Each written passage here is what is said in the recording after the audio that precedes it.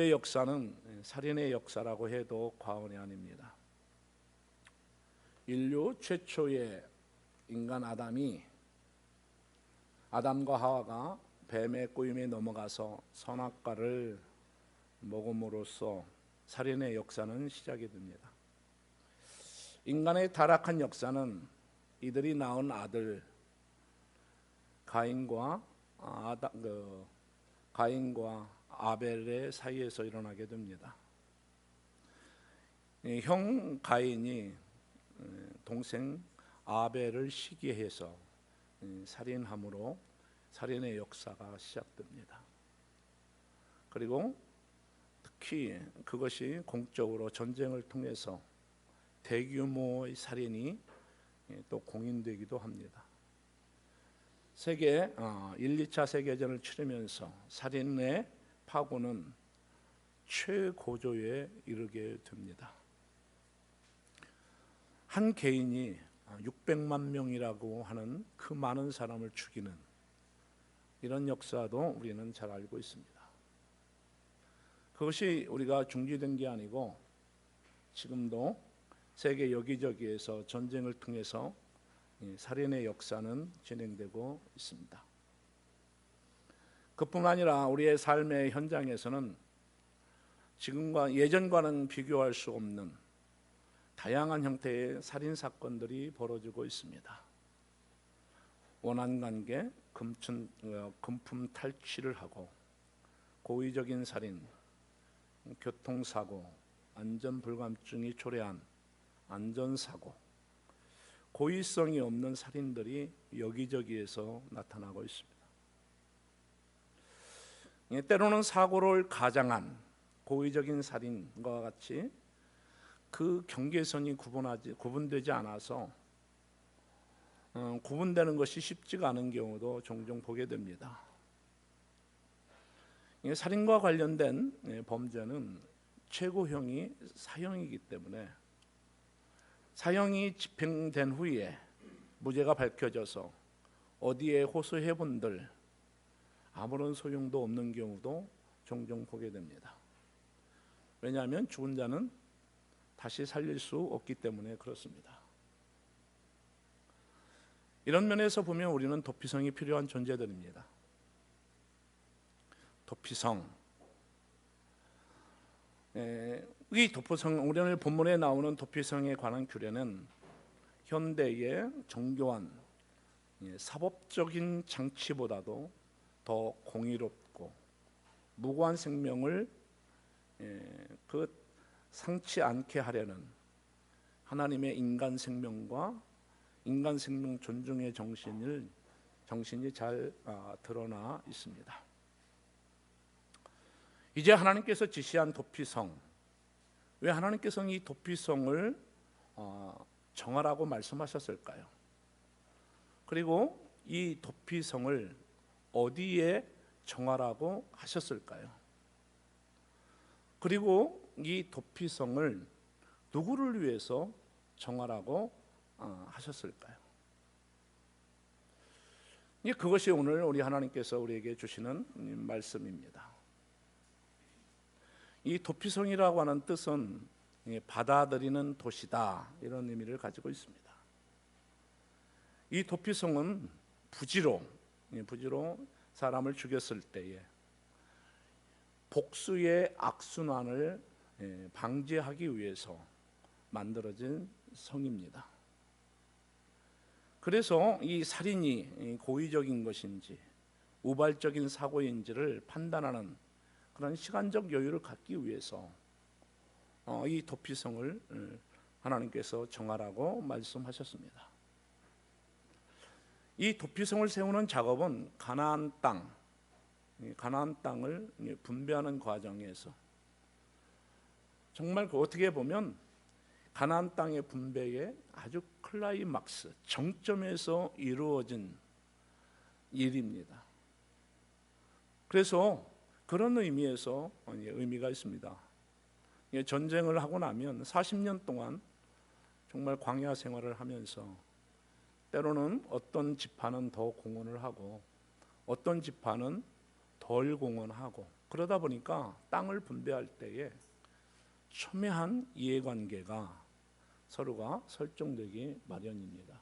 원한도 있을 것이고 다툼도 있었을 것이고 거기에서 감정이 폭발해서 심지어는 사람을 죽이는 데까지 나가는 일도 있었을 것입니다. 물론 성경은 그것을 언급하고 있지는 않습니다. 그러나 이런 제도가 만들어진 걸 봤을 때 얼마나 이해관계가 첨예했을까 하는 것을 우리는 추측해 볼 수 있는 것입니다. 근데 하나님께서 우리 이스라엘 백성들이 땅을 분배하는 절정에서 이루어진 일이 누구의 공로를 축혀 세우는 기념탑을 세우는 일이 아니라 도피성을 세웠다는 점에서 매우 놀라운 일이 아닐 수가 없습니다. 이 시대는 당시 가나안 사회는 청동기 후기 사회입니다. 그래서 소수의 지배자가 땅을 대부분을 차지하고 있고 대부분의 백성들은 먹고 살기가 참으로 힘든 아주 양극화가 뚜렷하게 나타나는 그러한 시기였습니다. 그래서 사회 곳곳에서 폭력과 소규모 전쟁이 끊어지지 않고 나타나고 있었습니다. 폭력과 복수가 난무하였던 그런 시절, 바로 그 시대에 도피성이라는 제도를 만들어서 하나님의 정의를 세워가는 모습입니다. 우리 화면에 나타나는 대로 도피성은 이렇게 6군데에 세워지게 됩니다. 요단강 동쪽에 3곳, 요단강 서쪽에 3곳입니다. 이 6군데는 어느 지파에 치중되어 있지 않고 이스라엘 전역으로 골고루 이렇게 흩어져 있습니다. 그래서 우리는 우리가 보시는 바와 같이 이 도피성은 사람들이 이용하기에 아주 편리한 지역에 배치되어 있다는 것입니다.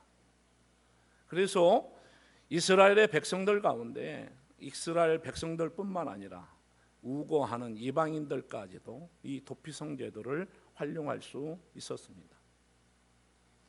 그래서 정말 여기에 그 도피성에 우거하는 사람들은 가족과 고향을 등지고 이 도피성에서 살아야 되는데 제사장이 죽기 전까지는 집으로 돌아갈 수 없는 그런 특징도 있습니다. 여러분, 우리는 죄인이기 때문에 누구나 실수하면서 죄를 범하면서 살 수밖에 없습니다. 그런데 피할 길이 뭐냐 이런 것입니다. 우리는 정말 죄를 지으면 그것만 우리가 그 상황만 지나면 되는 줄 아는데 하나님 앞에서 죄를 지면 그 죄가 해결되지 않으면 그 죄가 나의 인생에 가는 길을 가로막습니다. 하나님과 나와의 관계에서 죄가 해결되지 않으면 그 상처로 남던 흔적으로 남던 내 양심에 남던 그 죄가 그 사람을 지배하게 됩니다. 이게 그리스도인들이 가지고 있는 죄에 대한 인식입니다. 문제는 이때 피할 길이 있어야 되는데 참을 수 없는 분노가 치밀고 견딜 수 없는 스트레스가 몰려올 때에 사람들은 도피성을 생각하게 됩니다. 그래서 집안이 편치 않으니까 가출도 하고 어떤 사람들은 그 도피성을 찾아서 외도도 하고 뭔가 일이 잘 풀리지 않거나 꼬일 때에 특히 남자들 지나친 알코올로 그 상황을 피하고자 하는 마음이 있습니다. 지난주에 금요일날 제가 이발소에 갔는데 그 이발사하고 그 손님하고 하는 얘기를 들어봤어요. 그런데 그 집은 그 아내가 그렇게 술을 먹어요. 술만 먹지 않으면 그 가정이 너무 좋은데 저보다도 한 4-5살 많이 보이는 그분인데 아내가 틈만 나면 술을 먹어서 너무 살기가 힘든 거예요. 그 아내에게 술은 뭐예요? 도피성이잖아요. 어떤 사람은 마약이 그 사람의 도피성이기도 하고 어떤 사람은 게임과 같은 노름과 같은 것이 그 사람에게 피난처가 되기도 하는 것입니다. 그리고 자기 힘으로 그 도피성, 그 피난처를 찾지 못했을 때에 극단적으로 자기 죽음을 선택하는 사람도 있습니다. 그것이 뭐예요? 그게 그 사람에게는 유일한 도피처인 것입니다. 그래서 도피성을 잘못 찾다가 인생을 망치고 낭패를 보는 일이 우리는 허다하게 언론을 통해서 주변 상황을 통해서 발견하게 됩니다. 특히 내성적이고 유독 자존심이 강한 우리 한국인들에게 자살률이 높은 이유도 바로 이 때문이라고 이야기할 수 있을 것입니다. 그래서 이 성경은 우리 하나님께서 정말 이스라엘 백성들이 가나안 땅에 들어갔을 때 이 도피성을 이렇게 제도를 만들었다는 것은 매우 상징적인 의미가 있고 또 현대인들에게도 참 의미가 있는 것입니다. 도피성에 대한 기록은 출애굽기 21장에 나오는데요. 출애굽기 21장을 보면 이렇게 있습니다. 같이 한번 읽을까요? 시작.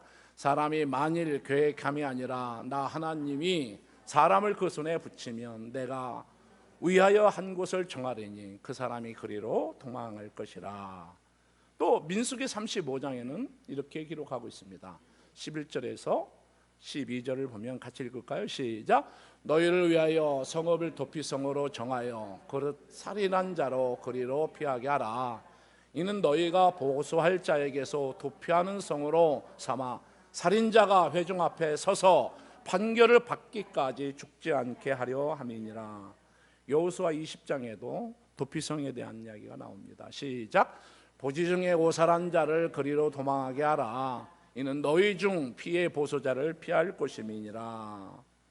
그래서 하나님께서 이렇게 도피성에 대한 가르침이 성경 여러 군데에 나오는 것을 보아서 이 도피성은 우리 인간에게 살아가는데 절대적으로 필요한 곳이다라는 것을 발견하게 됩니다. 우리가 읽었던 것처럼 우리가 민수기 35장 11절에서 12절을 보면 너희를 위해서 성읍을 도피성으로 정하여 그릇 살인한 자로 그리로 피하게 하라 라고 기록되어 있습니다. 부재 중에 살인한 사람은 도피성 입구에 서서 장로들에게 자기가 있었던 사건을 이야기해야 합니다. 장로들은 그 사람의 도피성에 어느 한 곳에 머물게 해야 되고요. 만약에 복수하는 사람이 그것까지 와서 그들을 내어달라고 해도 장로들은 그 사람을 내어주면 안 됩니다. 그래서 도피성은 그 생명을 보호받을 수 있는 가장 안전한 곳입니다. 그래서 이 도피성은 부지 중에 자기가 실수로 정말 오살한 사람, 실수로 해서 사람을 죽인 사람에게는 가장 안전한 곳이고 그 누구도 그 사람을 해칠 수가 없는 것입니다. 그래서 이러한 전통은 지금까지 살아 있습니다. 우리가 독재타도 이런 이야기를 많이 듣잖아요. 그래서 독재 정권대에 민주화 운동을 위해서 데모를 하고 학생 운동을 했던 사람들이 어디로 숨어듭니까? 교회로 숨어듭니다. 또 성당으로 숨어들 때에 경찰 공권력이 그곳에 미치지 못합니다. 그런 그 성당이라든가 교회는 둘러싸지만 거기에 직접 공권력이 투입되지 않습니다. 투입되려면 아주 구체적인 절차를 밟아야 되거든요. 이런 전통이 이 도피성에서부터 시작된 것입니다. 이 도피성은 어디서나 볼 수 있고 누구나 피할 수 있는 것입니다. 그래서 이 도피성은 32km마다 한 개가 있었다고 합니다. 그러니까 하나님께서는 어디든지 하루길이면 갈 수 있는 위치에 도피성을 만들게 하셨습니다. 그리고 그 도피성에 가는 도로는 아주 넓게 만들었다고 합니다. 넓게 만들어가지고 정말 우리가 하루길이면 도착할 수 있는 그런 길, 그리고 곳곳에다가 안내판도 세워서 도피성으로 가는 길을 소개하고 있다고 합니다. 그리고 이 도로 폭이 조사해 보니까 14m나 됐다고 합니다. 그러면 지금 14m면 여러분도 지금 4차선 도로가 14m인가요? 그러니까 우리 교회 앞에 있는 도로가 정말 4차선 도로인데 그 정도로 도피성 가는 길은 넓었다고 하는 것입니다. 이렇게 누구나 볼 수 있는 곳, 누구나 가까이 갈 수 있는 곳, 표지판을 세워서 도로를 넓게 해서 이렇게 한 이유가 무엇일까요? 우리 인생에 도피성이 없이는 살 수 없다는 거예요. 여러분, 유럽에 가보면 그런 모습을 참 많이 발견할 수 있습니다. 한국 사회는 아파트가 이렇게 세워진 다음에 교회가 세워지고 그러죠. 그런데 유럽 사회에 가보면 일단 하나의 도시가 형성되면 거기 1번지는 교회입니다. 그래서 어떤 길로 가든지 간에 최종점에서 만나는 것은 교회를 만나게 되어 있습니다. 또 유럽을 갖다가 한 도시로 본다고 하면 그 1번지는 바티칸궁입니다.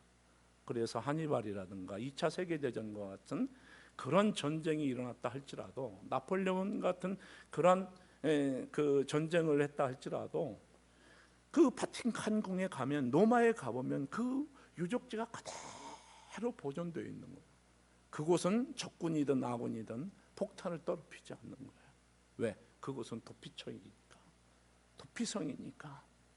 그런 전통이 유럽 사회에는 잘 보존되어 있는 것을 발견할 수 있습니다.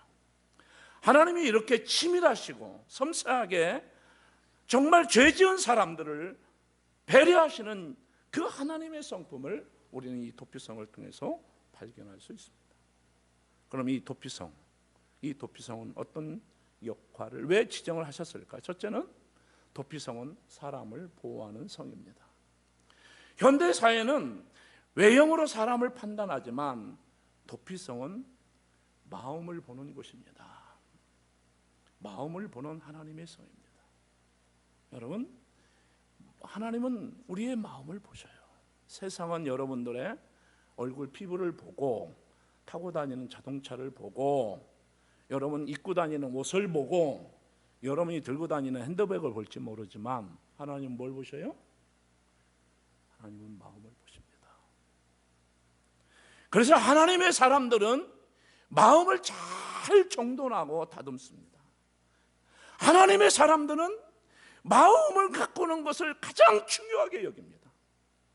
나는 여러분들에게 기도의 자리에 오십시오. 예배의 자리에 오십시오. 왜 그러냐면 기도의 자리는 마음을 가꾸는 자리이기 때문에 그렇습니다. 예배의 자리는 어떤 것이냐? 마음을 가꾸는 자리입니다. 왜? 하나님은 마음의 중심을 보시기 때문에 그래요. 중심을 보시기 때문에. 인간의 모든 생명은 귀하고 존귀한 것입니다. 하나님은 인간을 하나님의 형상, 하나님의 모습으로 지으셨습니다. 그래서 사람의 생명은 너무나도 귀한 것이기에 고의로 살인한 경우는 어느 것으로는 속전할 수 없지만, 그러나 고의가 아닌 경우에는 그 사람의 생명을 임의로 빼앗을 수 없는 것입니다. 여러분, 그대로 놔두면 죽을 수밖에 없어요.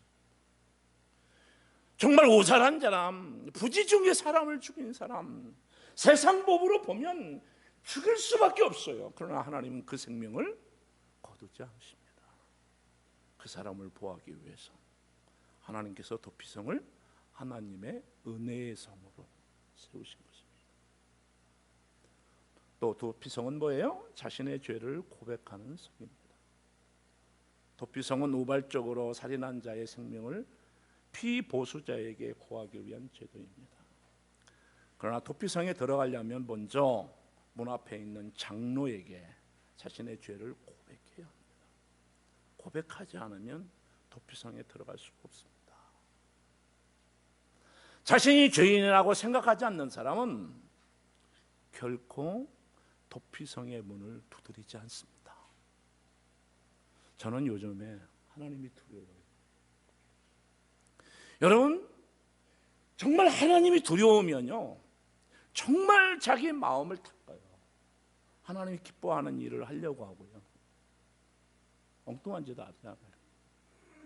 왜냐하면 하나님이 두렵기 시작하면 하나님이 내 애를 위해서 일하기 시작하는 거냐. 하나님이 내 인생에 개입하시는데 하나님이 어떻게 두렵지 않을 수가 있어요? 어떻게 내 마음을 닦지 않을 수가 있어요? 오늘 또 제 마음속에 제가 위로가 되는 게 있어요. 우리 아내가 뒤에서 찬양을 부르는데 그 찬양을 참 온 마음을 다해서 찬양을 해요. 너무 보기 좋은 거예요. 내 마음이 안도감이 느껴져요. 여러분, 도피성은 어떤 사람이 가는 거예요? 내가 죄인이라고 자각하는 사람이 도피성을 가는 거예요. 내가 죄인이라고 자각하지 않는 사람은 도피성의 문을 두드리지 않아요. 우리도 죄인임을 깨닫는 사람만이 교회를 갈 수 있어요. 교회는 어디예요? 많은 비유가 있지만 교회는 목욕탕으로 비유해요. 목욕탕 어떤 사람이 가요? 자기가 자기 몸에 오물이 많이 껴있다고 생각하는 사람이 교회를 가는 거예요. 목욕탕을 가는 거예요. 자기가 정작 몸에는 그 좀 덕지덕지 붙어 있는데 자기가 더럽다고 느끼지 않으면 교회 문을 두드리지 않아요. 그건 윤리의 문제가 아니라 영적인 문제예요. 그래서 예수님을 만난 사람들 중에 자신이 죄인임을 고백한 사람들만이 구원을 얻습니다. 세 번째로 도피성은 새로운 삶을 준비하는 성입니다. 도피성에 들어온 사람은 그 안에서 생활하면서 살아가는데요, 그 안에서 무엇을 했겠습니까? 아마도 지난 날들의 죄를 회개하면서 자숙하면서, 만약에 내가 여기서 용서받을 수 있다면 내가 이제는 새로운 삶을 살 거야, 하나님의 은혜로 살아가고 있다는 사실을 실감할 것입니다. 그 제사장이 죽는 날을 기다리면서, 그 대속의 날을 기다리면서 살았을 것입니다. 제사장이 죽으면 어떻게 해요? 자유의 몸으로 고향으로 돌아갈 수 있으니까. 여러분, 이 도피성은 새로운 삶을 준비하는 삶. 그래서 교회에 오면 다짐이 있죠. 교회가 오면 다짐이 있어요. 자기의 몸을 닦고, 그리고 새로운 사람을 향해서 교회 문을 닫았을 때는 교회 문에 들어올 때의 태양과요, 교회 문을 우리가 나섰을 때의 태양은요, 색깔이 다릅니다. 그러면 우리의 도피성은 어디일까요? 나의 도피성은 예수님이십니다. 미국에 그 동생네 집에 가봤거든요. 근데 미국의 동생네 집에 갔는데 하루는 그 동생이 교인들을 다 초청을 했어요. 한 30명이 왔거든요. 근데 그 사람들 얘기 속에 보니까 그들에게 공통점이 하나 있었어요. 아메리칸 드림이었어요. 거기에 어디 가서 그 이민사에 가서 학벌 자랑하면 코가 납작해집니다. 학벌이 보통 좋은 게 아닙니다. 다 아메리칸 드림이 있었어요. 미국을 피난처로 삼아서 온 사람들입니다. 미국을 도피성 유학을 가는 사람들도 있고, 자녀를 핑계 삼아서 피신한 사람들도 있고. 근데 거기서 느낀 것은 뭐냐? 그 땅이 아무리 미국이 그렇게 살기 좋은 복지국가를 할지라도 그곳이 도피성이 될 수 없다는 것을 저는 발견했습니다. 오히려 조국에 살 때보다도 더 많은 문제와 심각한 위험이 그들을 기다리고 있었습니다. 여러분, 우리가 살고 있는 이 땅은 어떤 곳입니까? 정글의 복음이 지배하고 있습니다. 구약시대 때와 마찬가지로 이 시대도 동일하게 우리가 사는 시대에 도피처가 필요합니다. 보복이 난무합니다. 현대인들은 이런 모양 저런 모양으로 우겨싸임을 당하고 있어요. 현대는 구약시대 때보다도 더 복잡해서 현대인들에게는 스트레스가 얼마나 많은지 모릅니다. 위기의식이 얼마나 정말 팽배해 있는지 모릅니다. 여러분, 그래서 그런지 스타벅스가 이 세계에서 우리나라가 제일 잘 된다고 합니다. 그런데 스타벅스가 피난처가 될 수는 없습니다. 그곳이 도피처가 될 수는 없습니다. 현대인들에게 필요한 것이 정말 피난처, 도피성입니다. 앞이 보이지 않는 위기를 만났을 때 우리는 피난처가 있어야 됩니다. 시시때때로 밀려오는 바쁜 일상을 멈추고 우리의 지친 영혼과 육체가 평안히 쉼을 얻고 재충전할 수 있는 그런 공간이 필요합니다. 일과 시간에 쫓기지 않고 돈과 걱정, 자식 걱정을 내려놓을 수 있는 그 피난처가 우리에게 필요합니다. 아무에게도 자기 말을 이렇게 내놓을 수 없는 그런 어떤 아픔과 고민을 털어놓을 수 있는 그런 도피성이 우리에게 필요합니다. 이 시대의 도피성은 바로 예수님이십니다. 우리가 주님의 도피성은 전 인류를 품을 만큼 그 품이 넓고 안전합니다. 바다가 세상의 모든 담을 수 있다고 하지만 주님의 품만큼 넉넉하지는 않습니다. 주님은 가장 안전하고 신뢰할 만한 피난처가 되기에 우리는 양의 우리가 되는 주님의 교회에서 주님의 보호하심과 돌보심을 받아야 합니다. 구약의 도피성에는 활동에 제약이 있었지만 주님 되시는 새로운 도피성에서는 자유로움과 풍족함이 있습니다. 우리는 영원한 대제사장인 주님께서 우리 죄를 위해서 십자가를 지고 죽으셨기 때문입니다. 비록 우리가 부지 중에 죄를 짓고 우리가 부지 중에 정말 말 못할 만한 사정이 있다 할지라도 주님께 앞에 나아가서 회개하면 용서받을 수 있습니다. 주님께 나가면 정말 새롭게 시작할 수 있습니다. 그래서 바울 사도는 디모데전서 1장 15절에 이렇게 말하고 있습니다.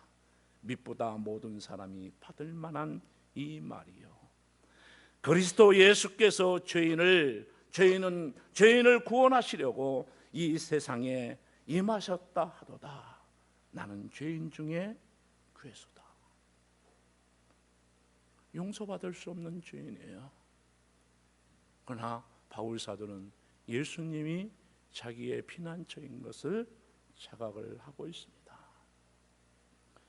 도피성이신 예수님의 십자가는 하나님의 사랑과 자비가 만나는 자리입니다. 히브리서 기자는 이렇게 말합니다. 우리 한번 다 같이 읽도록 하겠습니다. 히브리서 6장 17절에서 18절 말씀입니다. 시작.